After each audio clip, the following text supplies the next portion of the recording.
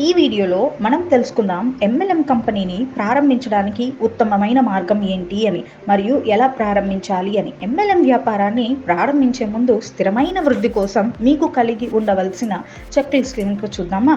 మొదటిది no your market. మార్కెట్లో మీ products లేదా సర్వీసెస్ స్థితిని విశ్లేషించి మరియు మీ పోటీదారు ఊహలను అర్థం చేసుకోండి. రెండవది find the perfect compensation plan. ప్రోడక్ట్ని ఫైనల్ చేసిన తర్వాత మీరు మరింత వివరంగా పరిశోధన చేయాలి, ఎందుకంటే మీ బిజినెస్కి ఏ కంపెన్సేషన్ ప్లాన్ బాగా సరిపోతుందో అని. మూడవది avoid common pitfalls with MLM consultation. MLM కంపెనీని ప్రారంభించే ముందు కన్సల్టెన్సీ చాలా ముఖ్యం.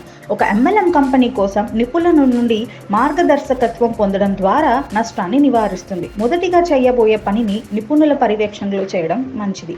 Manage business with MLM software. Me company కోసం మీరు ప్రత్యేకంగా రూపొందించిన సాఫ్ట్వేర్ను మాత్రమే ఉపయోగించాలి. అప్పుడే మీరు మీ వ్యాపార వృద్ధిని మరియు దానిలోని ఇతర వివరాలను ట్రాక్ చేయవచ్చు. Acquire customer. మీ వ్యాపార ప్రణాళిక కోసం తగిన కస్టమర్ని కనుగొనండి మరియు మీ ఉత్పత్తులను లక్ష్యంగా చేసుకున్న కస్టమర్కు విక్రయించండి. ఆఖరిగా distributor training and referral program. డిస్ట్రిబ్యూటర్కి ట్రైనింగ్ తప్పనిసరి, ఎందుకంటే వారు తమ డౌన్లైన్ సభ్యులను మార్గనిర్దేశనం చేస్తారు కాబట్టి.